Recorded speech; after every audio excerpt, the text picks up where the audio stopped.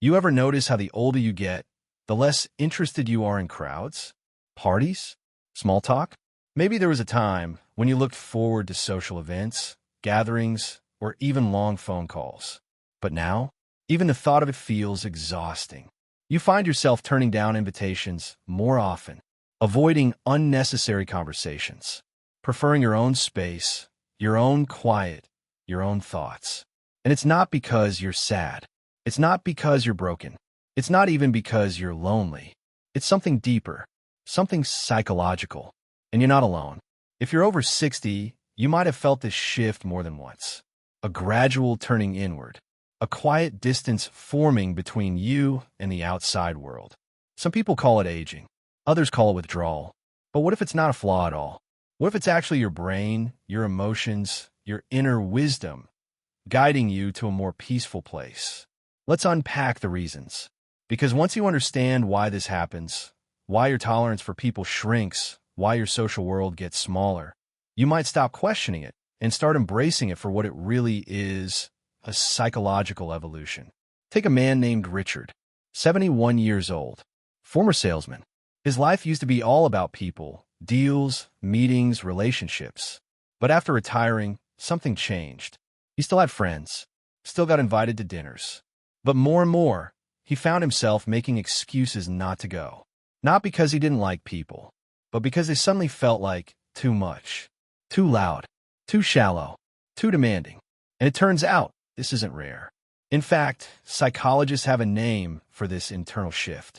It's called socio-emotional selectivity theory. As we age, our perception of time changes. When you're 25, life feels infinite. There's time to meet new people, try new things, fix broken friendships. But after 60 or 70, that horizon starts to feel closer. Time becomes more precious. And so, your brain naturally starts filtering out what doesn't matter, including relationships that feel stressful, fake, or draining. You're not becoming cold. You're becoming selective. You start valuing emotional quality over quantity. You'd rather spend 2 quiet hours with someone who really sees you than 2 loud hours surrounded by people who don't. You're not isolating. You're protecting your peace. And there's something else. Energy. Social energy isn't endless, and it declines with age.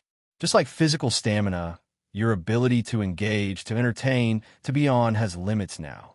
Where once you could handle a noisy dinner and wake up fine the next day, now it leaves you drained for hours. Your nervous system is slower to recover, and your tolerance for noise, drama, and surface-level interaction, it's shrinking. That's not weakness.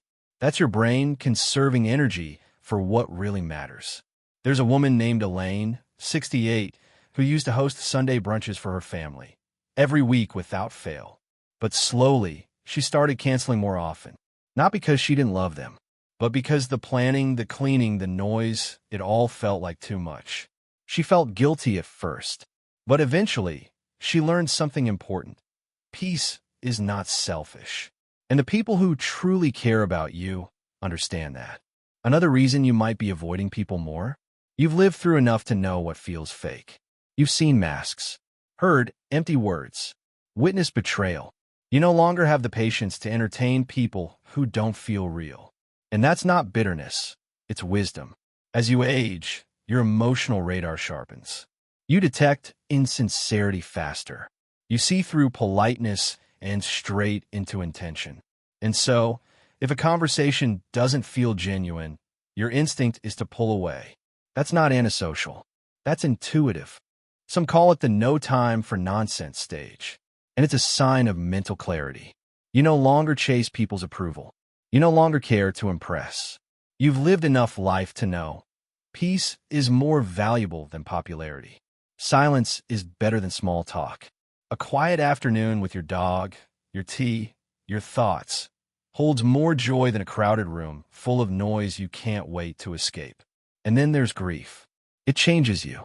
The older you get, the more people you've lost. Friends, family, partners, colleagues. Each loss leaves a mark. And after a while, even joy feels heavy. Because every connection holds the risk of heartbreak. Some seniors unconsciously pull away from people, Not because they don't want love, but because they fear losing it again. They avoid new friendships, new closeness, because deep down, they're tired of saying goodbye. Tired of building something beautiful only to watch it vanish. That emotional fatigue, it's real. And sometimes the safest thing your heart can do is close the door. Not to the world, but just enough to keep itself from breaking again. If that's you, you're not alone. And you're not wrong. You're human and healing. There's also the matter of control. When you're young, life is noisy. Jobs, kids, appointments, responsibilities. You rarely get to choose your peace. But after 60 or 70, for the first time, many people finally have the space to control who enters their life and who doesn't. And with that control comes clarity. You realize how much chaos you once tolerated, how many relationships were one-sided, how many conversations were performative. And now, you choose different. You say no more easily. You guard your time more fiercely. You turn down what doesn't serve you. That's not rudeness. That's maturity. You've earned the right to prioritize your emotional well-being. Some might say you're isolating, but maybe it's not isolation. Maybe it's elevation. Maybe you're choosing stillness over stimulation, truth over tension, self over performance. Of course, this shift also comes with risks. Prolonged disconnection, even when it starts with peace, can spiral into loneliness, into depression, into forgetting how to reach out when you finally need someone. That's the danger. And that's why balance matters. Avoiding chaos is healthy, but shutting out the world completely? That's something else. The key is to be intentional. Choose solitude, don't fall into it. Reach out when you need support, even if it's just a friend, a neighbor, a phone call. Let people in when they've earned it. And remember, your story still matters. Your voice still deserves to be heard. There's also something unexpected happening beneath all this. As you age, your sense of identity shifts. When you're younger, you define yourself through relationships, who you are to others. Parent, spouse, employee, friend. But as roles change or fade, you're left with something deeper, who you are to yourself.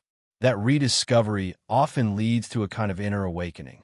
And with that awakening, you start letting go of relationships that were built on old versions of you. You realize some people only knew the you who overgave, the you who never said no, the you who always hosted, always showed up, always listened but was rarely heard. And when you finally stop playing that version, some people disappear, others fade away, and you start asking, was it ever real? It's a painful question, but also a freeing one, because what's left after that? The people who love you as you are now, the ones who don't need you to perform, the ones who sit with your silence, not just your stories, the ones who honor your stillness as much as your spark. Aging strips away what's shallow, what's noisy, what's unnecessary, and in that silence, something rare begins, authenticity. Your truest self emerges, not to impress, not to belong, but just to be. And when you meet people in that space, even just a few, it's enough. Because they see you, really see you. And that's more satisfying than 100 casual acquaintances. So the next time you find yourself canceling plans, turning down an invitation, or just preferring your own company over anyone else's, don't be so hard on yourself. It doesn't mean you're fading. It might mean you're finally arriving at a life that feels honest.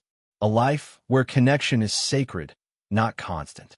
A life where silence is a gift, not a problem to fix. You're not avoiding people because something's wrong. You're avoiding people because your soul has grown wise. And wisdom doesn't scream. It whispers. It retreats. It watches. It chooses carefully. And if that's you, watching this, know this, you're not alone.